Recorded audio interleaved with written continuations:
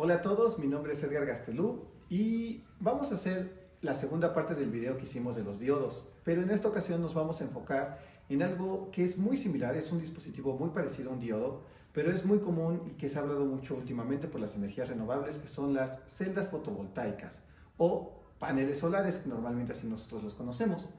Esos dispositivos, como los que tenemos acá, generan electricidad a partir de la luz.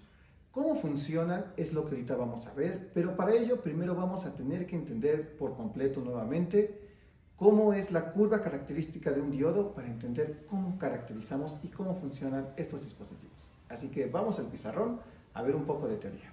Muy bien, entonces, ya que vimos los principios de cómo funciona un diodo y la unión PN, si no han visto el video les sugiero que vean el video anterior. ¿Cómo funciona un diodo y cómo se comporta? Vamos a analizarlo porque es muy similar al efecto fotovoltaico en una celda. Entonces, nosotros tenemos en el eje de las Y la corriente y en el eje de las X el voltaje. Aquí de este lado tenemos el voltaje positivo y voltaje negativo. Entonces, si nosotros polarizamos directamente a nuestro diodo, podemos ver que empieza a subir lentamente la corriente hasta que llegamos al punto que normalmente son 0.7 volts para diodos de silicio, en donde empieza a haber una subida muy grande. Y cuando nosotros lo hacemos al revés, lo polarizamos inversamente, vemos que no conducía. Sin embargo, no es cierto esto de que no conduce, la realidad es que sí conduce, pero muy poquito. Muy poquito, que a veces son nanoamperes, picoamperes, que nosotros pues despreciamos y decimos que no hay conducción. Pero la realidad es que sí va a haber una conducción muy pequeña, hasta que lleguemos a un voltaje, que normalmente se le conoce como el voltaje de Zener, en donde se rompe nuestro dispositivo y empieza a haber conducción.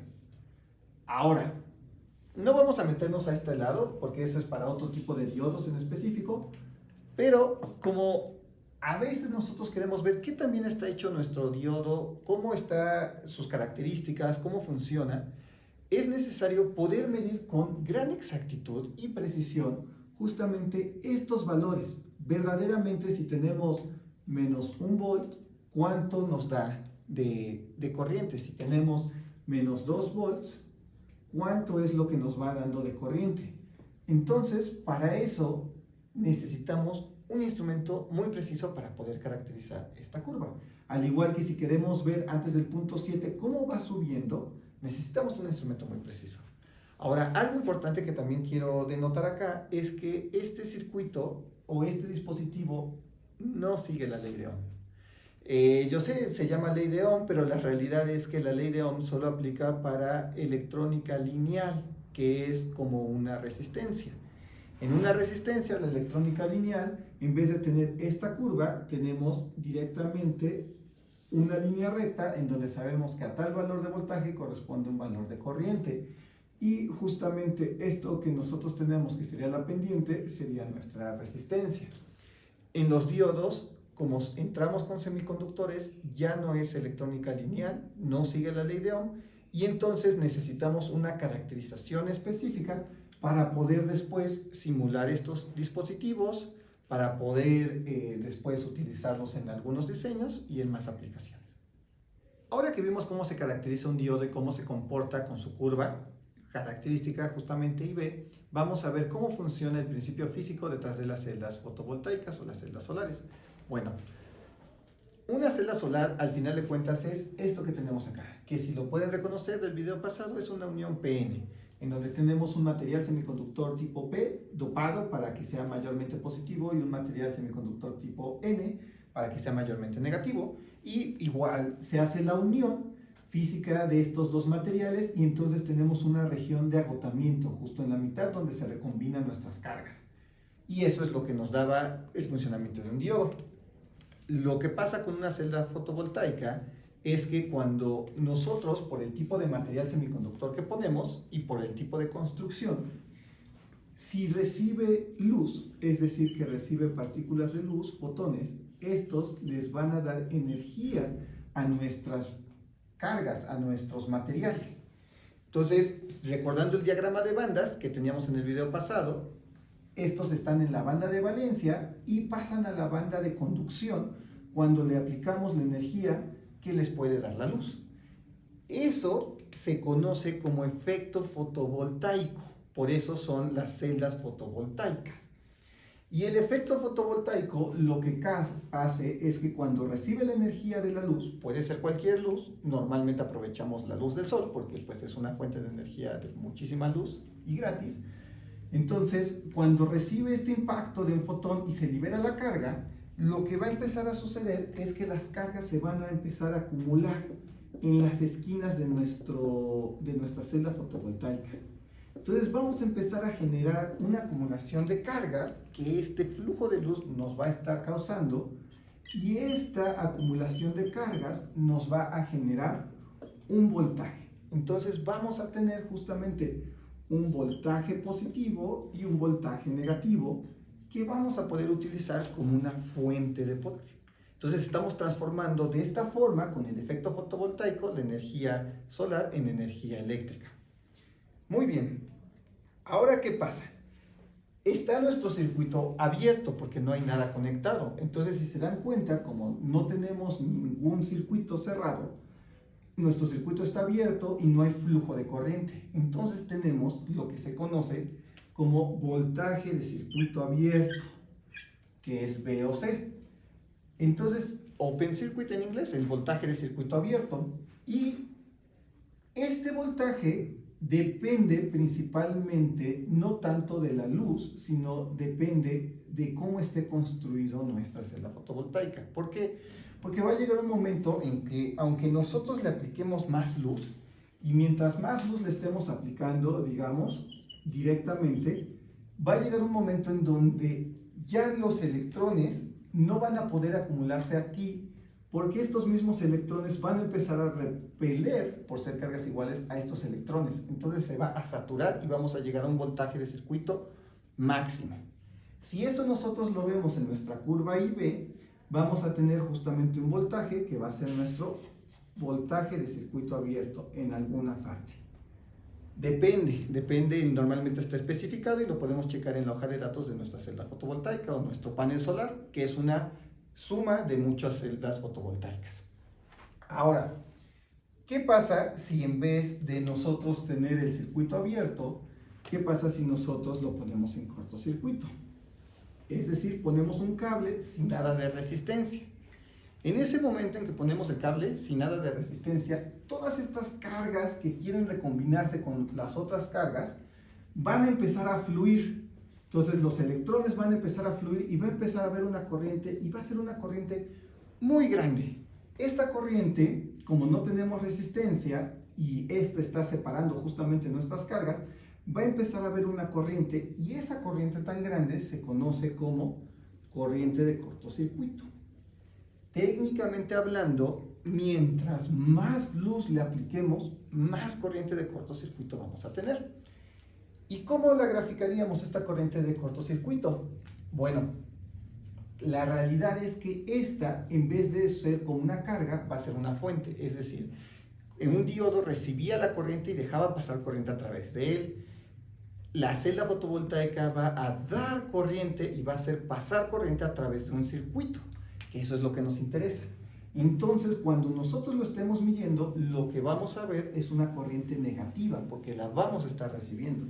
Entonces, vamos a tener una corriente de cortocircuito, que esta corriente de cortocircuito va a depender de la cantidad de luz que le hagamos y, claro, también de cómo esté construida nuestra celda fotovoltaica.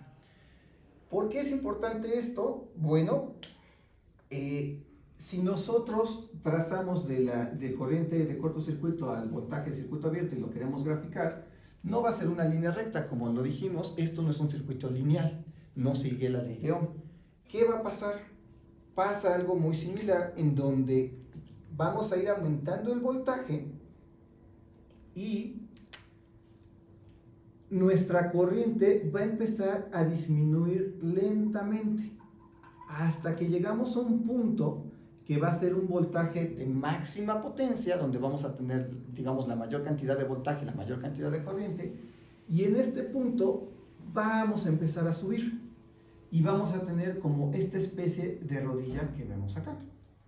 Ahora, si nosotros, en vez de nuestro voltaje de circuito abierto nosotros ponemos una fuente y empezamos a darle más voltaje aún a la celda solar que el voltaje de circuito abierto, lo que vamos a ver es que va a crecer exponencialmente y va a funcionar ahora como carga pasando este voltaje de circuito abierto. Y si nosotros nos vamos a voltaje negativo, como al final de cuentas va a seguir teniendo esta misma polarización y va a haber esta libertad de cargas, vamos a tener una corriente constante. Ahora, si ustedes se fijan en esta curva que acabo de ver, es la misma curva de un diodo, solo que desplazada hacia abajo. ¿Qué es lo que lo desplaza?